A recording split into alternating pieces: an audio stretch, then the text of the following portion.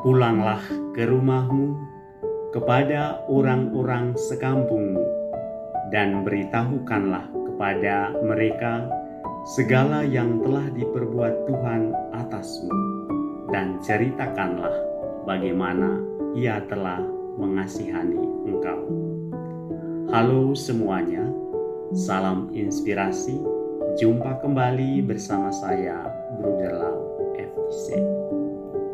Salah satu misi utama Yesus dalam pewartaan dan pengajarannya di dunia ini adalah memberantas atau melawan apa yang disebut roh jahat yang selalu menghantui atau mengelabui pikiran atau nalar dan hati kita manusia. Secara sederhana, roh jahat dapat diartikan suatu situasi atau dorongan batin untuk selalu menjauh dari rencana atau kehendak Tuhan, dari iman kita, harapan, dan kasih. Dan biasanya orang yang sedang berada dalam rayuan atau pengaruh dari roh jahat ini kemungkinan akan mengalami desolasi, kesepian rohani atau kesepian spiritual. Roh jahat cenderung membuat relasi kita dengan sesama manusia, juga dengan Tuhan, akan menjadi rusak. Para sobat inspirasi yang terkasih, roh jahat dan roh baik dalam kehidupan kita selalu berdampingan dan selalu bertarung dalam kehidupan kita. Dan ini adalah fakta. Roh jahat mampu berkarya melalui sesuatu yang tampaknya sangat baik dan indah, menyenangkan, dan cenderung mengelabui pikiran dan hati kita sebagai manusia. Roh jahat sangat mengetahui keterbatasan kita manusia. Karena itu, semestinya kita belajar dan berusaha untuk mengenal gerak-geriknya agar kita bisa melawan dan menyerangnya. Sobat inspirasi yang terkasih, Yesus pun pernah mengatakan sesuatu itu baik dikenal melalui buahnya. Ya enggak sih?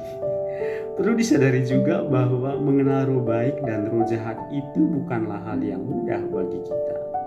Maka kita perlu membedakan itu yang disebut discernment of spirit atau pembedaan roh. Untuk bisa membedakan tentu membutuhkan namanya perjumpaan dengan Tuhan. Untuk bisa membedakan mana kehendak Allah, mana kehendak roh jahat. Dan hemat saya, salah satu cara kita sebagai orang beriman untuk mampu mengenal mana kehendak Allah, mana kehendak roh jahat adalah perjumpaan dengan Tuhan itu sendiri. Tanpa itu, saya kira kita sangat sulit untuk berdiscernment.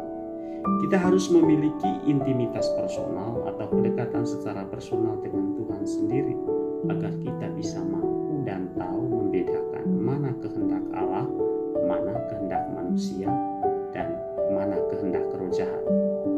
Sumber dan kekuatan kita paling utama adalah Tuhan sendiri, bukan semata-mata kemampuan saya, kemampuan Anda sebagai manusia.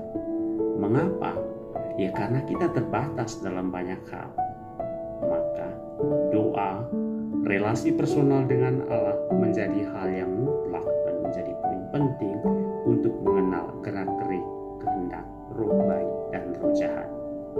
Sobat inspirasi yang terkasih, permenungan untuk kita adalah bagaimana relasiku atau relasi personalku dengan Tuhan selama ini.